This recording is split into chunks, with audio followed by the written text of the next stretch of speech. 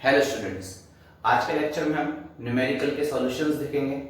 आप लोगों ने न्यूमेरिकल ट्राई करे, फिर भी अगर आपको किसी तरीके का कोई डाउट आया है तो आप लोग लेक्चर देखकर उस डाउट को क्या करना, क्लियर करना। और फिर भी कोई डाउट आता है तो आप लोग मेरे से डिस्कस करना बेटा, ठीक। Question number 1, English medium Hindi medium दोनों में सेम क्वेश्चंस थे, ठीक। तो क्वेश्चन नंबर 1 ये था कि आप लोगों के पास 10.5 न्यूटन का एक फोर्स है, ठीक है ना, एक बल है। 10.5 न्यूटन का एक फोर्स है, एक बल है, जो कि 37 डिग्री का एंगल बनाता है, ठीक है ना। 37 डिग्री का कोण बनाता है, किससे? वर्टिकल से, ऊर्ध्वाधर से।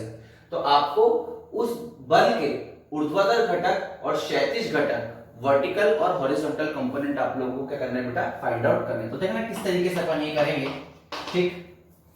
इस तरीके से आप लोगों के पास इधर की तरफ एस एक्सिस थी और इधर की तरफ आप लोगों के पास वाई एक्सिस, और ये कोई एक फोर्स है एफ, जिसका मैग्नीट्यूड परिमाण कितना दे रखा है, 10.5 न्यूटन दे रखा है। और वो ऊर्ध्वाधर से कितने डिग्री का एंगल है, वर्टिकल से कितने डिग्री के एंगल पर है, 37 डिग्री के एंगल पर है।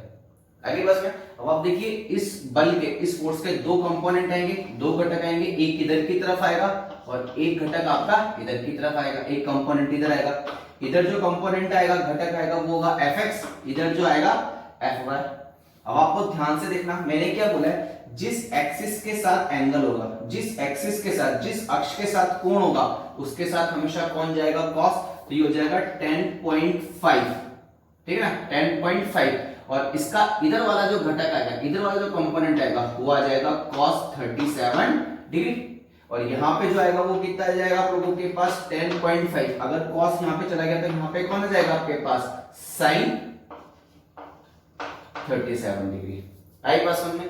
तो ऐसी कंडीशन पे आप बहुत ध्यान से देखना, ठीक। Fx, तो Fx ये एक तरीके से Fx क्या है आप लोगों के पास, हॉरिजॉन्टल कंपोनेंट, ठीक है ना, क्षैतिज घटक है आप लोगों के पास।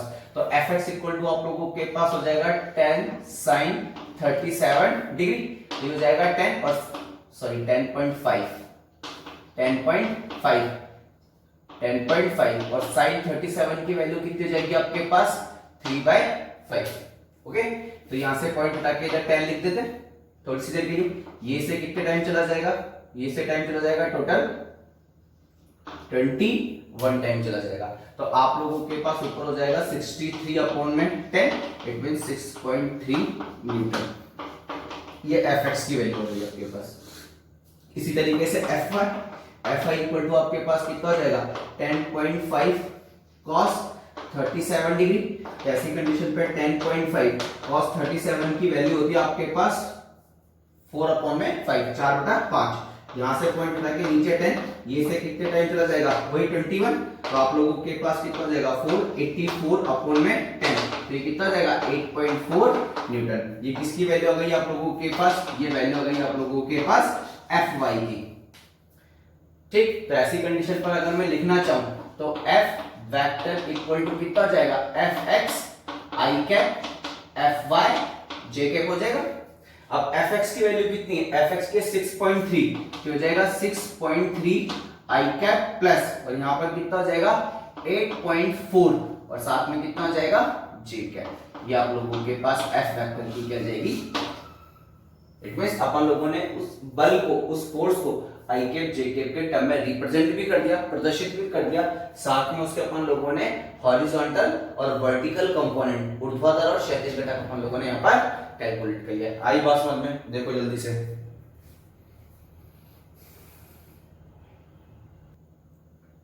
सेकंड क्वेश्चन देखो बेटा।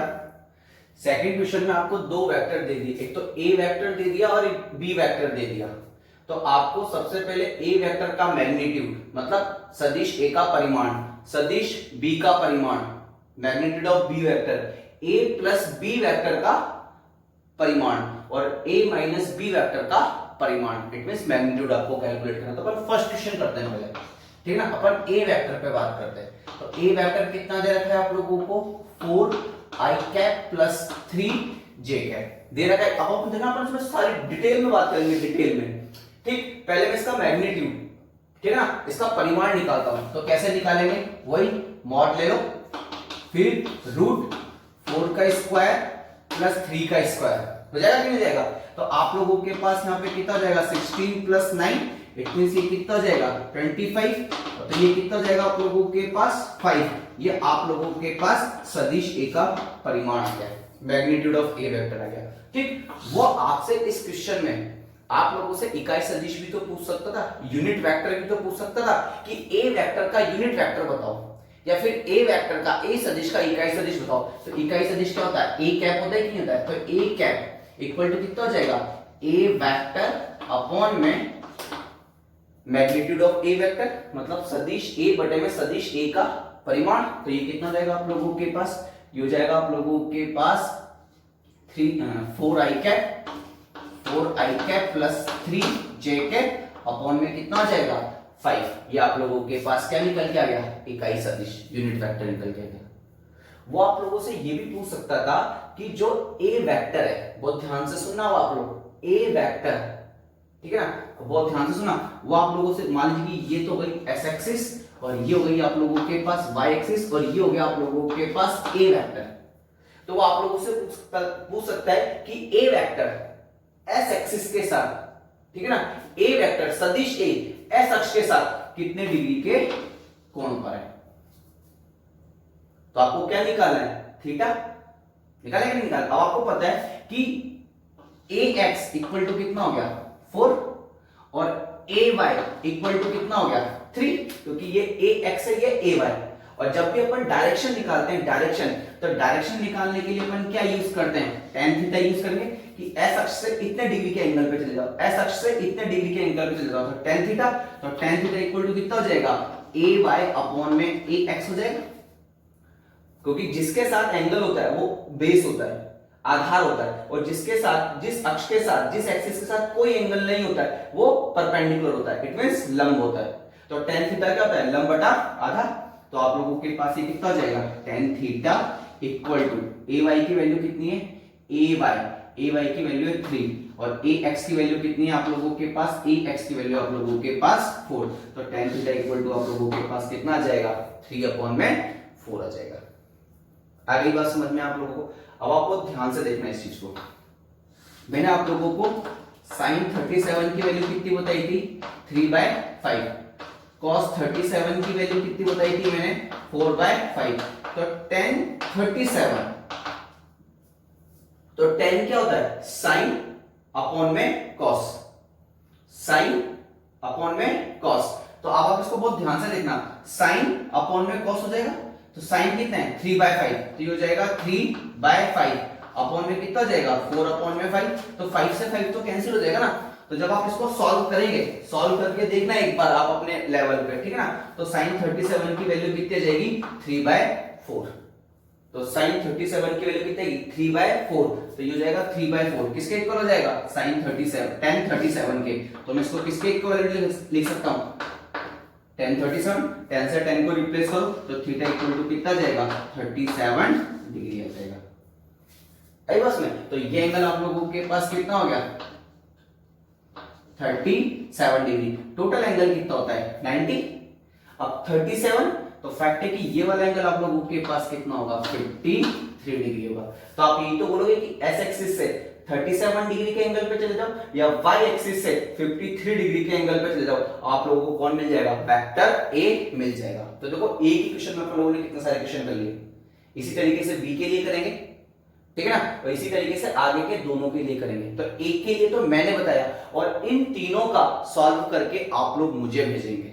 आई बात समझ में आप लोगों को? अब मैं डायरेक्ट बता रहा हूं जो मुझे करना है, बट आप इसके लिए भी, इसके लिए भी और इसके लिए भी पहले यूनिट वेक्टर इकाई सदिश निकालेंगे, फिर एस एक्सिस के साथ या फिर वाई एक्सिस के साथ क्या निकालेंगे? उसका एंगल निकालेंगे उस वेक्टर का। आगे बात समझ में? चलो अब अपन बात करते हैं नेक्स्ट के लिए, ठीक है ना। बी वेक्टर देखो, तो ये हो गया बी वेक्टर। बी वेक्टर कितना दे रखा है? 3i cap plus 4j cap. तो अब इसका अपन को क्या निकालना है? मैग्नीट्यूड, परिमाण निकालना है। तो ये परिमाण इस तरीके से हो जाएगा, रूट लो, ठीक, कितना जाएगा? 3 का स्क्वायर प्लस 4 का स्क्वायर, तो ये कितना जाएगा? 9 प्लस 16, तो वही रूट में 25, तो आप लोगों के पास 5 आ जाएगा। फिर अब आप लोग क्या करोगे? इस बी वेक्टर का यूनिट वेक्टर भी निकालोगे और एंगल भी, मुझे कैलकुलेट करके भेजोगे आप लोग। ठीक, अगला देखो, अगला क्या कह रहा है,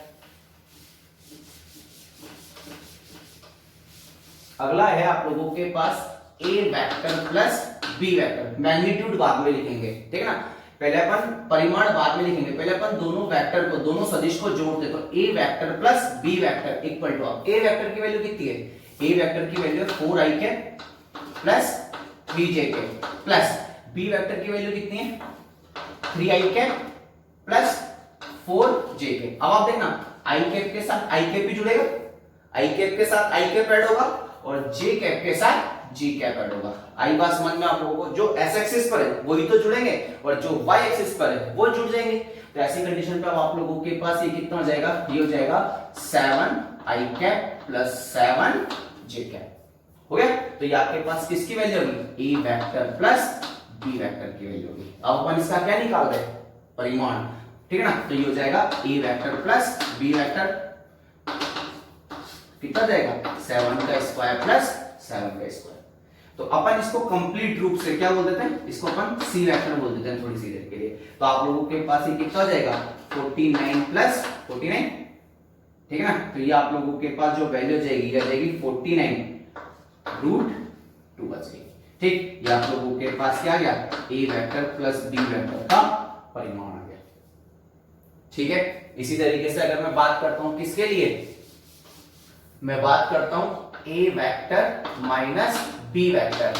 तो ए वेक्टर कितना है आप लोगों के पास, ए वेक्टर है आप लोगों के पास 4i कैप माइनस प्लस, ठीक है ना, 4i cap plus 3j cap minus b vector आप लोगों के पास कितना है 3i cap plus 4j cap. जब इस ब्रैकेट को ओपन करेंगे तो माइनस अंदर चला जाएगा, तो आपके पास हो जाएगा 4i cap plus 3j cap minus 3i cap minus का 4j कैप। तो i कैप में से i कैप माइनस हो जाएगा, j कैप में से j कैप माइनस हो जाएगा। अब देखो यहाँ पे 4 है, यहाँ पे 3 है और माइनस है, तो यहाँ पे ओनली i कैप बचेगा।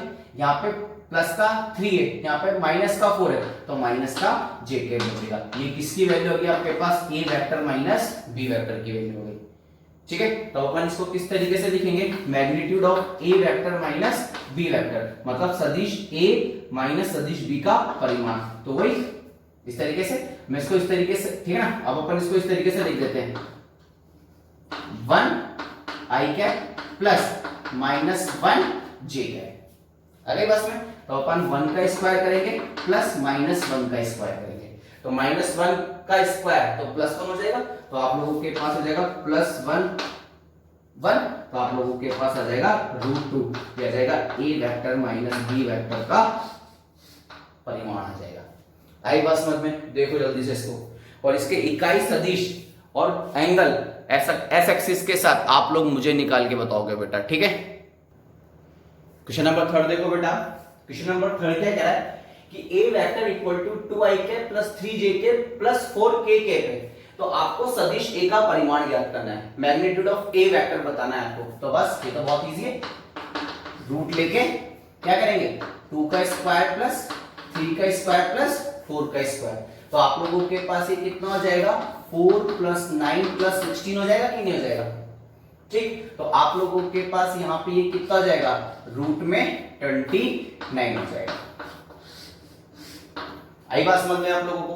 फिर अब आपको क्या बताना है, ठीक है ना, यूनिट वेक्टर, ठीक है ना, सदिश ए का यूनिट वेक्टर बताना है अपन लोगों को, ठीक है ना, ए का। तो ऐसी कंडीशन पे unit vector a cap equal to कितना हो जाएगा ए वेक्टर अपॉन में मॉड में ए वेक्टर सदिश ए बटा सदिश ए का परिमाण। तो ये आप लोगों के पास कितना जाएगा 2i cap plus 3j cap plus 4k cap upon में कितना जाएगा आप लोगों के पास रूट में 29 हो जाएगा। आ जाएगी बस में। अब आप खुद देखो कि जो ये a वेक्टर है, a वेक्टर को मैं ऐसे तो लिख सकता हूं ax i cap plus ay j cap plus az k cap. तो i कैप ये रहा i कैप, तो ax किसके इक्वल हो गया 2 के इक्वल हो गया।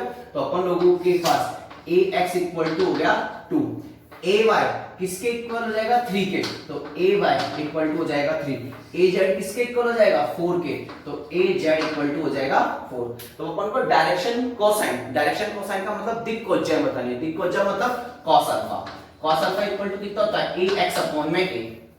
अब ax की वैल्यू कितनी है 2 और a की वैल्यू कितनी है रूट में 29, तो ये हो जाएगा 2 अपॉन में रूट में 29। इसी तरीके से अल्फा के बाद बीटा, तो ये हो जाएगा ay अपॉन में a, तो ay की वैल्यू कितनी है ay की वैल्यू है 3 और रूट में कितना हो जाएगा 29। इसी तरीके से cos गामा इक्वल टू जाएगा az अपॉन में a और az की जगह कौन है आपके पास 4, तो 4 अपॉन में रूट में 29 हो जाएगा। आई बात समझ में, देखो जल्दी से इसको बेटा।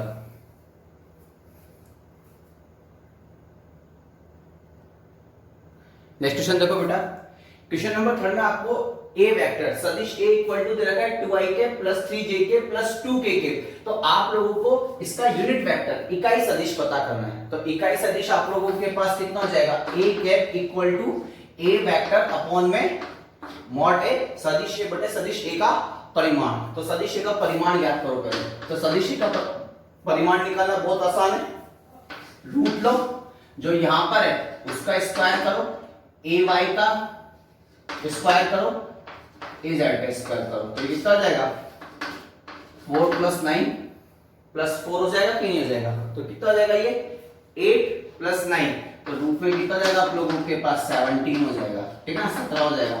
ये सदिश a का परिमाण आ गया, मैग्नीट्यूड ऑफ a वेक्टर आ गया, वैल्यू यहां पर रखो, तो a वेक्टर की वैल्यू कितनी है 2i cap plus 3j cap plus 2k cap upon में कितना जाएगा रूट में 17 हो जाएगा।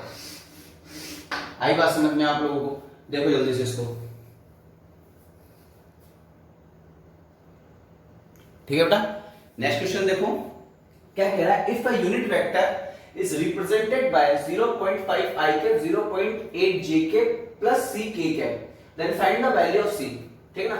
वो क्या कह रहा है कि आप लोगों को एक इकाई सदिश, ठीक है ना, एक इकाई सदिश को इस इक्वेशन से रिप्रेजेंट कर रखा है, तो आपको c का मान, c का वैल्यू आप लोगों को क्या करना है बेटा कैलकुलेट करना है। तो अब अपन मान लेते हैं कि जो इकाई सदिश है, इकाई सदिश को किस तरीके से प्रदर्शित कर रखा है, इस तरीके से प्रदर्शित कर रखा है। अब यूनिट वेक्टर इकाई सदिश, अब कोई सा भी ले लो उसके ऊपर कैप लगा दो, मैंने मान लिया कि वो आप लोगों के पास कितना है a कैप, ठीक है ना, वो यूनिट वेक्टर क्या है a कैप, और इसको किस तरीके से रिप्रेजेंट कर रहा है a cap equal to 0.5 i cap plus 0.8 j cap plus c k cap. आ गई बस में। तो आप सबको पता होता है कि जो यूनिट वेक्टर होता है, अब अपन इसका मैग्नीट्यूड लिखते हैं, तो मैग्नीट्यूड ऑफ यूनिट वेक्टर इकाई सदिश का परिमाण इक्वल टू रूट में, परिमाण तो सबका, मैग्नीट्यूड तो सबका एक जैसा ही होगा, 0.5 का होल स्क्वायर प्लस 0.8 का whole square plus c square जाएगा। और आप सबको पता है, मैं बता चुका हूं कि किसी भी यूनिट वेक्टर का मैग्नीट्यूड कितना होता है 1 होता है कि नहीं होता है, तो ये हो जाएगा 1 इक्वल टू रूट में 0.25 प्लस 0.64 प्लस c स्क्वायर जाएगा, दोनों तरफ स्क्वायर कर दो, तो 1 का स्क्वायर तो 1 होगा और यहाँ पे स्क्वायर करेंगे तो रूट हट जाएगा, तो ये जाएगा 1 इक्वल टू, इनको प्लस करो तो ये 9 8, तो 0.89 प्लस c स्क्वायर जाएगा, इसको इधर लेकर तो 1 minus 0.89 equal to c square जाएगा। तो आप लोगों के पास यहाँ पे कितना बचेगा, यहाँ पर आप लोगों के पास बचेगा 0.11 इक्वल टू c स्क्वायर, तो c की वैल्यू आप लोगों के पास आ जाएगी 0.11। आई बात समझ में बेटा, देखो जल्दी से इसको।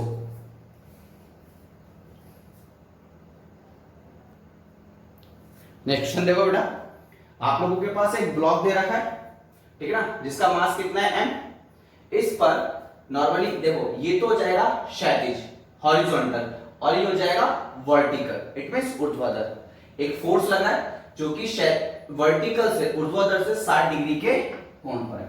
तो आप लोगों को क्या करना है कि जो ये बल है, जो ये फोर्स है, इसको यूनिट वेक्टर इकाई सदिश की टर्म में क्या करना है आप लोगों को प्रदर्शित करना है। आ गई बस में। तो देखो ये वाली तो x एक्सिस हो गई और ये वाली y एक्सिस हो गई कि नहीं हो गई, ये x अक्ष हो गई, ये y अक्ष हो गई।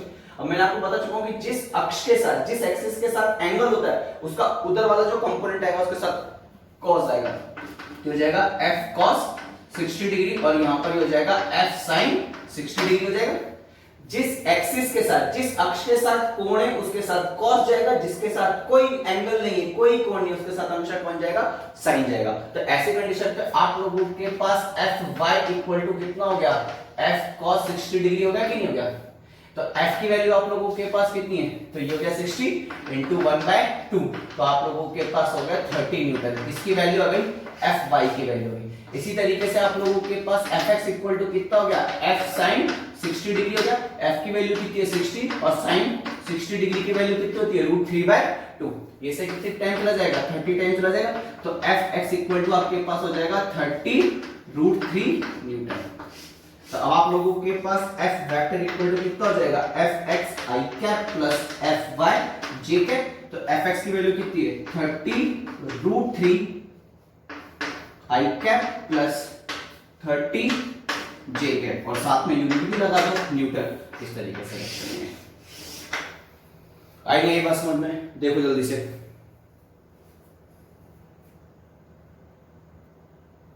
नेक्स्ट क्वेश्चन देखो बेटा, आप लोगों को इसमें सदिश a दे रखा है, वेक्टर a दे रखा है, उसकी वैल्यू कितनी है आप लोगों के पास, a vector equal to i cap plus j cap. और वो पूछ रहे कि जो ये सदिश a है वो s एक्सिस के साथ, s अक्ष के साथ कितने डिग्री के एंगल पर है, कितना कोण बना रहा है। तो देखना, ये तो क्या आप लोगों के पास s एक्सिस, ये हो गया आप लोगों के पास y एक्सिस, और यहां पर कहीं पर आप लोगों के पास हो गया a वेक्टर। अब देखो, अगर मैं बात करूं तो यहां पर a vector equal to ax i cap plus ay j cap. तो यहां पर ax इक्वल टू कितना हो जाएगा 1 और ay इक्वल टू भी कितना हो जाएगा 1। अब जब भी एंगल की बात आ गई ना, इट मींस इसका मतलब वो सदिश a की डायरेक्शन पूछ रहा है। वो क्या पर डिस्कस करना चाहता है, डायरेक्शन ऑफ a वेक्टर पर डिस्कस करना चाहता है। ठीक, जब भी वो किसी भी एक्सिस के साथ एंगल पूछे, किसी भी एक्सिस के साथ एंगल पूछे, अरे बस में इट मींस वो किस पे बात करना चाहता है, वेक्टर a के डायरेक्शन पे, सदिश a की दिशा पे बात करना चाहता है। तो ये वाला एंगल हम कितना मान लेते हैं, थीटा।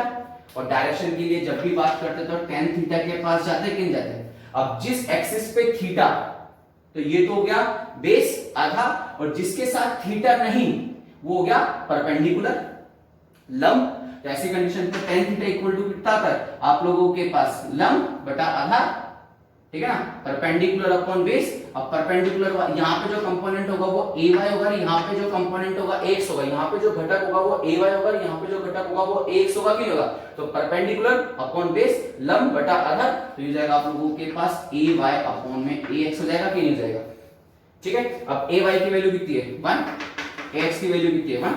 तो ऐसी कंडीशन पे tan थीटा इक्वल टू कितना हो गया 1। और आप सबको पता होता है कि tan 45 डिग्री की वैल्यू कितनी होती है 1। तो मैं यहाँ पे 1 की जगह किस क्या लिख सकता हूँ, tan 45 डिग्री लिख सकता हूँ। tan से tan को रिप्लेस करेंगे तो थीटा इक्वल टू आप लोगों के पास कितना आ जाएगा 45 डिग्री आ जाएगा। सही बस में, इट मींस वो एस एक्सिस के साथ कितने डिग्री का एंगल बनेगा, 45 डिग्री का एंगल बनेगा। तो फैक्ट है, अब टोटल कितना होता है 90, अगर ये 45 तो ये एंगल भी आप लोगों के पास कितना होगा 45 होगा कि नहीं होगा। आई बात समझ में, देखो जल्दी से।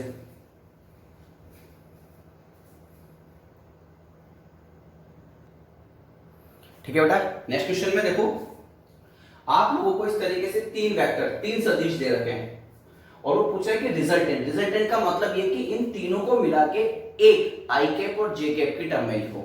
आ गई बात समझ में आप लोगों को, मतलब इन तीनों सदिशों को मिला के आई कैप और जे कैप सदिश के रूप में लिखना है अपन को, ठीक है। तो अब आप देखना, अगर मैं इस वाले की बात करूं तो इस ये वाला जो वेक्टर, ये वाला जो सदिश है, ये अपना पूरा इंपैक्ट, पूरा प्रभाव कौन सी एक्सिस पे छोड़ रहा है, एस एक्सिस पे छोड़ रहा है कि नहीं छोड़ रहा है, एस अक्ष पे छोड़ रहा है कि नहीं छोड़ रहा है, और वो कितना हो जाएगा 3। जबकि y एक्सिस पे अगर मैं यहां से टॉर्च चलाऊंगा तो यहां पे तो डॉट आएगा ना, और ये वाला वेक्टर देखो अपना पूरा इंपैक्ट कहां पे छोड़ रहा है, y एक्सिस पे 2 मीटर। तो ये तो पूरा s एक्सिस पे जा रहा है और ये पूरा y एक्सिस पे जा रहा है। अब बचा ये टेढ़ा है, इसका कुछ इंपैक्ट यहां पे भी जाएगा, कुछ इंपैक्ट यहां पे भी जाएगा।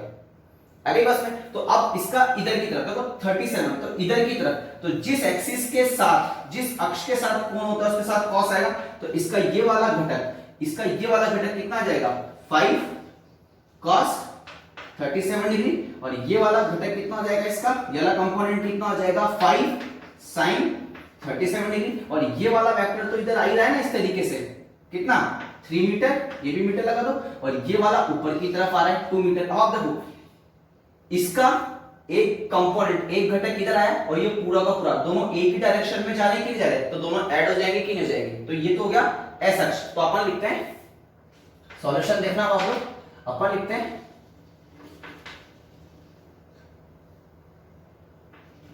कंपोनेंट्स अलोंग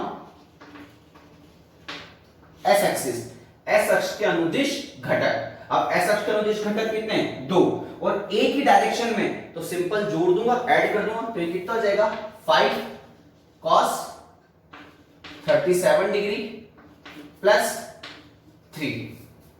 आगे बस मैं इसको मान लेता हूं कि ये x है मेरे पास, तो ये कितना जाएगा आप लोगों के पास 5 cos 37 की वैल्यू 4/5 होती है, ठीक है ना, 5 से 5 कैंसिल, प्लस 3, ये कितना जाएगा 4 + 3 इक्वल टू कितना जाएगा 7। तो एस एक्सिस पर कितना आ गया 7 मीटर आ गया। इसी तरीके से यहां पे क्या लिखूंगा, यहां पे लिखूंगा components along y axis, y अक्ष के अनुदिश घटक। अब देखो ये भी ऊपर जा रहा है, ये भी ऊपर जा रहा है, दोनों सेम डायरेक्शन में जा रहे हैं, ऐड हो जाएंगे, ये हो जाएगा 5 sin 37 डिग्री प्लस 2। तो इसको अपन क्या मान लेते हैं y, क्योंकि y एक्सिस के अलोंग जा रहा है। तो ये कितना रहेगा आपके पास, sin 37 की वैल्यू होती है 3/5, 5 से 5 प्लस 2, 3 + 2 कितना हो जाएगा, तो ये हो जाएगा 5 मीटर। आगे बस में तो जो रिजल्टेंट वेक्टर आएगा अपन मान लेते हैं कि वो a वेक्टर है, a वेक्टर इक्वल टू कितना हो जाएगा x i cap plus y j cap, x की वैल्यू कितनी है, तो ये हो जाएगा 7 i कैप प्लस y की वैल्यू कितनी है 5 j कैप। आई नहीं आई बात समझ में आप लोगों को? ठीक, देखो जल्दी से इसको,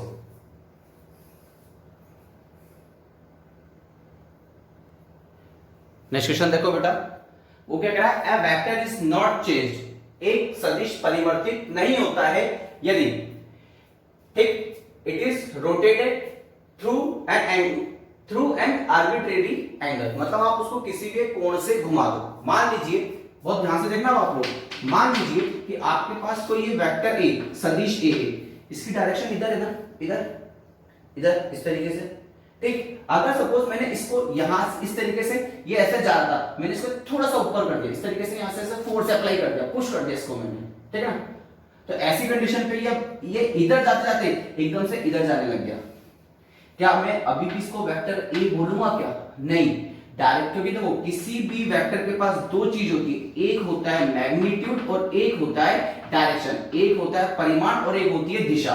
तो परिमाण प्लस दिशा, अब मैंने परिमाण तो वही है, लेकिन ए वेक्टर की, ए सदिश की दिशा किधर थी, इधर, अब अपन इसको ऊपर भेज दिया थोड़ा सा, तो अब ये दिशा हो गई, क्या मैं इसको ए वेक्टर बोल पाऊंगा क्या? नहीं, क्योंकि पहले वाले की तुलना में अब इसकी दिशा क्या हो गई, चेंज हो गई, ठीक है ना। अब दिशा चेंज हो गई तो ये आप लोगों के पास क्या हो गया, कोई ना कोई ए डैश, क्योंकि देखो किसी भी वेक्टर को अगर आपको चेंज करना है तो या तो उसका मैग्नीट्यूड, परिमाण बदल दो, या फिर उसकी दिशा बदल दो, डायरेक्शन बदल दो, या दोनों बदल दो। अब मैंने यहाँ पे डायरेक्शन बदल दी ना, डायरेक्शन बदलते ही वेक्टर क्या हो गया, चेंज, मतलब ये वाला तो ऑप्शन नहीं है।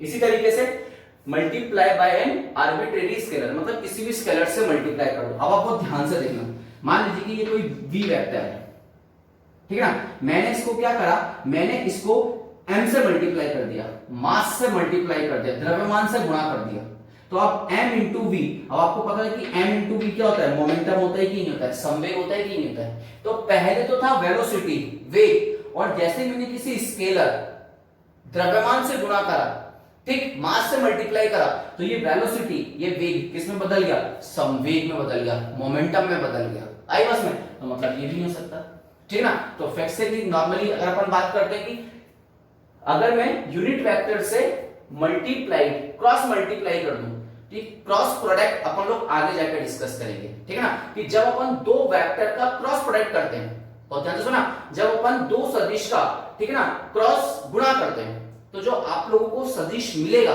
जो आप लोगों को वेक्टर मिलेगा, वो वेक्टर उन दोनों वेक्टर के हमेशा क्या होगा, परपेंडिकुलर होगा। अरे बस में, जब आप दो वेक्टर का क्रॉस प्रोडक्ट करेंगे, जब दो वेक्टर का आप, ठीक है ना, सदिश गुणन करेंगे, तो आप लोगों को जो नया वेक्टर मिलेगा, जो नया सदिश मिलेगा, वो नया सदिश, वो न्यू वेक्टर, दोनों वेक्टर के क्या होगा, परपेंडिकुलर होगा, मतलब वो अपनी डायरेक्शन क्या कर देगा, चेंज कर देगा, फिक्स है, तो ये भी नहीं हो सकता। तो अब बचा क्या, it is slit parallel to itself, मतलब इसको इसके बिल्कुल समानांतर ही क्या कर दो, थोड़ा सा चेंज कर दो, ठीक है। जैसे मान लीजिए कि ए वेक्टर इधर था, ये ठीक ना। मैंने इसको यहां से, अब इसका जो लाइन ऑफ एक्शन है यही तो है, क्रियाकारी रेखा यही तो है, ये सदिश हमेशा इसी लाइन पे चल जाओगा हमेशा, और इसी लाइन से आ रहा होगा। तो फैक्टर मैंने इसको उठा के यहीं पे रख दिया। तो फैक्टर अब जो क्रियाकारी लाइन होगी, ठीक है ना, जो क्रियाकारी रेखा होगी, जो लाइन ऑफ एक्शन होगा ये होगा, ये इनफाइनाइट टाइम तक इसी पे चलेगा कि नहीं चलेगा। अब आप देखो ये दोनों लाइन एक दूसरे के पैरेलल है कि नहीं, एक दूसरे के समानांतर नहीं कि नहीं, तो फैक्टर एक ही तो लाइन है दोनों ही। तो यहां से उठा के यहां रखो, चाहे यहां से उठा के यहां रखो, बातें की। तो ऐसी स्थिति में जो वेक्टर है वो आप लोगों का चेंज नहीं होगा। तो आप लोगों का ऑप्शन क्या होगा, it is slit parallel to itself. आई बात समझ में आप लोगों को। देखो बेटा इसको